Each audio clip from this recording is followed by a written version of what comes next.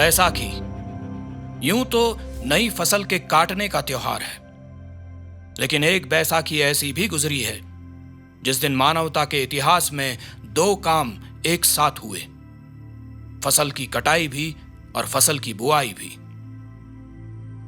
एक तरफ आजाद परस्त हिंदुस्तानियों ने अपनी भलमनसाहत की जो फसल अंग्रेजी हुकूमत के दामन में बोई थी, उन्होंने उसके गहरे जख्मों की फसल काटी, और दूसरी तरफ अंग्रेजी हुकूमत ने मानवता को शर्मसार करने वाली करतूतें भारत की सरजमीन पर बोईं। ये दोनों ही काम एक ही तारीख में हुए थे, और वो तारीख थी 13 अप्रैल 1919।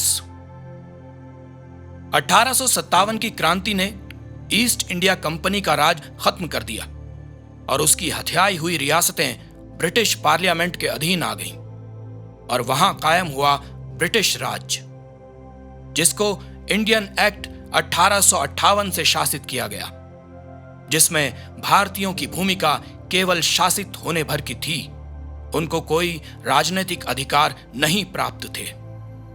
गुलामी की यह पीड़ा और अपमान भारत के भीतर 40 वर्षों तक सुलगता रहा, मगर 20वीं शताब्दी की भोर ने आजादी के बीज को अंकुरण की लालिमा से भर दिया।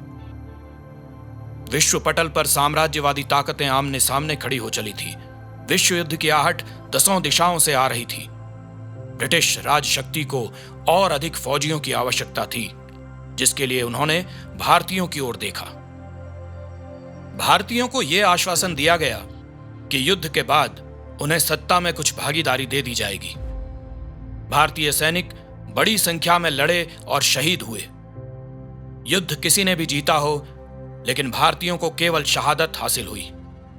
सत्ता में कुछ भागीदारी के नाम पर उन्हें रॉलेट एक्ट मिला, जो उन्हें पहले से कहीं ज्यादा गुलाम बनाने के लिए तैयार किया गया था। इस धोखे का विरोध पूरे भारतीय ब्रिटिश राज में पुरजोर तरीके से शुरू हो चला था। विरोध करने वाले प्रभावशाली नेता गिरफ्तार किए जाने लगे, और कुछ ही समय में प्रथम और द्वितीय पंक्ति के सभी नेता जेलों में थे। बाहर रह गई थी आजादी की दीवानी जनता, जो जगह जगह शांतिपूर्वक बैठकें कर रही थी, जुलूस निकाल रही थी और आम सभाएं कर रही थी। और ऐसी ही एक आम सभा चल रही थी जलियांवाला बाग में, जिसमें हर उम्र के, हर वर्ग के महिला पुरुष एकत्रित थे।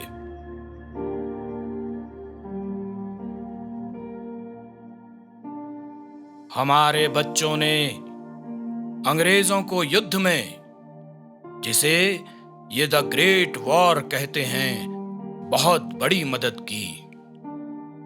हमारे देश के 74,000 लोगों ने इस विश्व युद्ध में अपने प्राण गंवाए हैं, और 60,000 से ज्यादा लोग घायल होकर वापस आए हैं। और ये सब ये सोचकर किया कि भले ही हमारे ऊपर विलायत में बने कानूनों का राज रहे, लेकिन अगर उन कानूनों से हमारा जीवन खराब होता है, उसमें कोई दिक्कत पैदा होती है, तो उस कानून को बदलने की हमारी प्रार्थना को देखा जाए, उसे सुना जाए, हमारी परेशानी को समझा जाए और उसे दूर किया जाए। लेकिन ये जो रॉलेट एक्ट हमारे ऊपर थोपा है, उसमें ऐसा कुछ भी नहीं है। उल्टे उसमें हमें और ज्यादा गुलाम बना दिया गया है। इसीलिए उसका विरोध सभी प्रांतों में हो रहा है।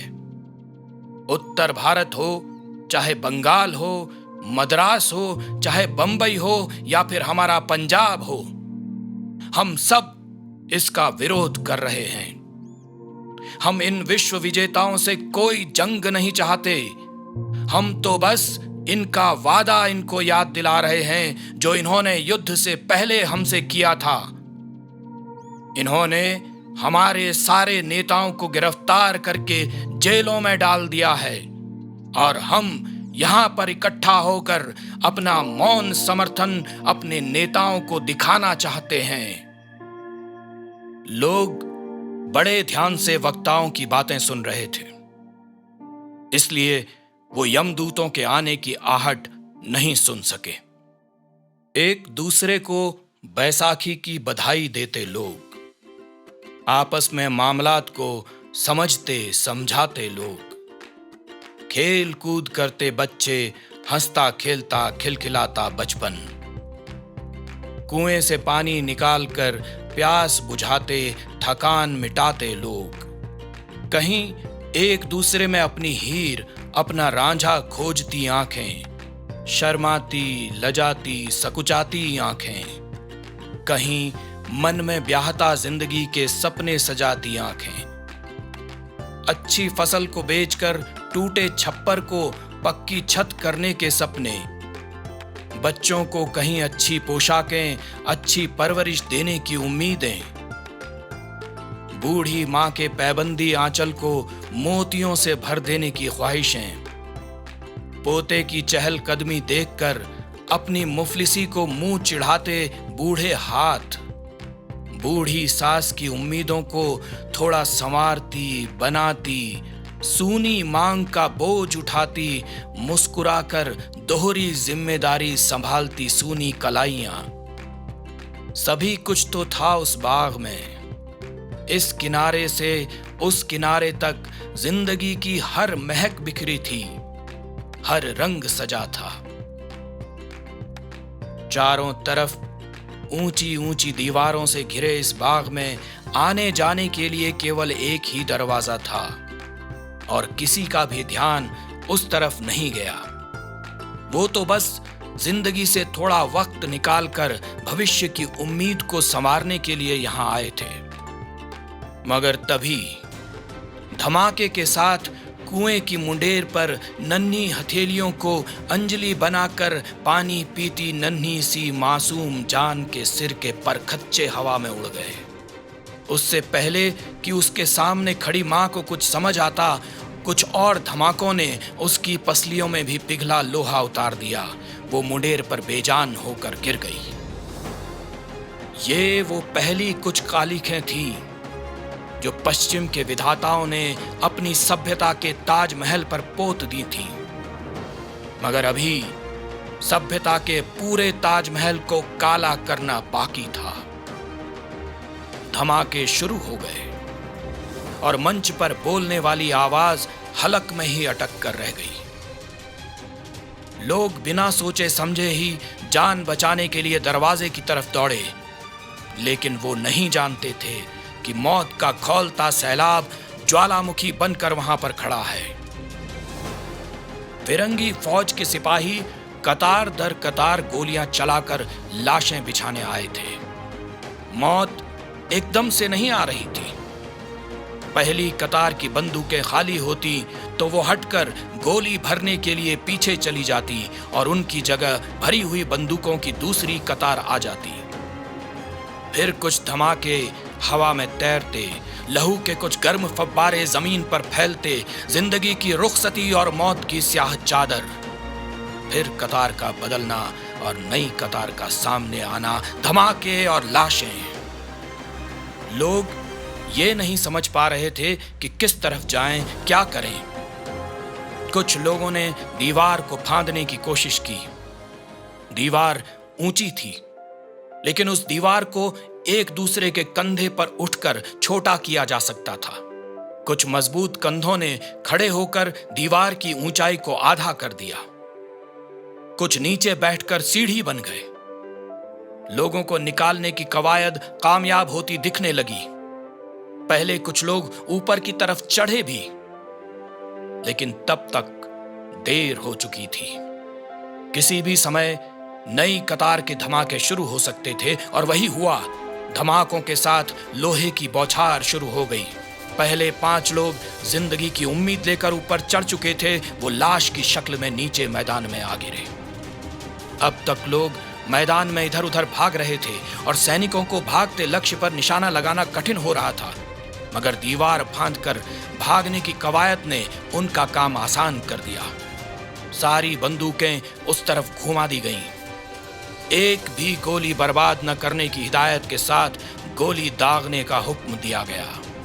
धमाके हुए और वो दीवार जिसकी ऊंचाई लोगों के खड़े होने की वजह से आधी रह गई थी, अब फिर उतनी ही ऊंची हो गई। रास्ता इसी दीवार को छोटा करके निकल सकता था, इसीलिए यह कोशिश अब दूसरी तरफ से भी शुरू हुई। लेकिन आज जिंदगी कमजोर और मौत ताकतवर थी। बंदूकों की नई कतार को दूसरी तरफ घुमा दिया गया और इस बार भी कोई गोली बर्बाद नहीं हुई। दीवार की ऊंचाई का घमंड कायम रहा और उसको छोटा करने वाले उसकी बुनियाद को अपने लहू से सींचते हुए मुर्दों में तब्दील होने लगे। मीठे पानी का कुआं इंसान की प्यास बुझाता है, उसे नई जिंदगी देता है, और ऐसा तब हो पाता है जब उस कुएं का पानी सीमित मात्रा में गले से पेट में जाए। लेकिन अगर वही पानी सांस की नली से उतरकर फेफड़ों में पहुंच जाए तो इंसान की जिंदगी को खत्म कर देता है। बाहर बरसती गोलियों से बचने का कोई रास्ता नहीं था, इसलिए लोग अपनी जान बचाने के लिए कुएं में कूदने लगे। आज तक जिंदगी देने वाला कुआं मौत का कुआं बनकर सामने आया। लोग उसमें कूदते रहे, दबते रहे, मरते रहे। बच्चों को सीने से चिपटाए ममता दम तोड़ती रही और अबोध बच्चे भी मां का ही अनुसरण करते रहे। जी भरकर गोलियां चलवाकर जब सभ्य हुक्मरानों ने शैतानियत की कीचड़ से जी भरकर होली खेल ली और थक गए तो खुद अपनी पीठ थपथपाकर अपनी गुफा में चले गए। मगर जाते जाते पूरे शहर को उनके घरों के भीतर ही कैद कर दिया ताकि कोई मदद इन लोगों तक ना पहुंचे।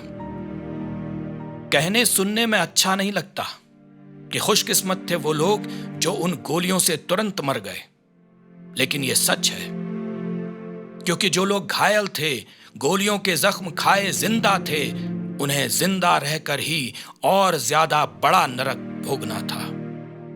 हम जितने भी दर्दों की कल्पना कर सकते हैं वो सब इस बीतती दोपहरी, पूरी शाम, पूरी रात और अगली सुबह तक या उन लोगों की अपनी मौत तक उन्हें झेलने थे। ये तय था कि उन तक कोई मदद नहीं पहुंचेगी।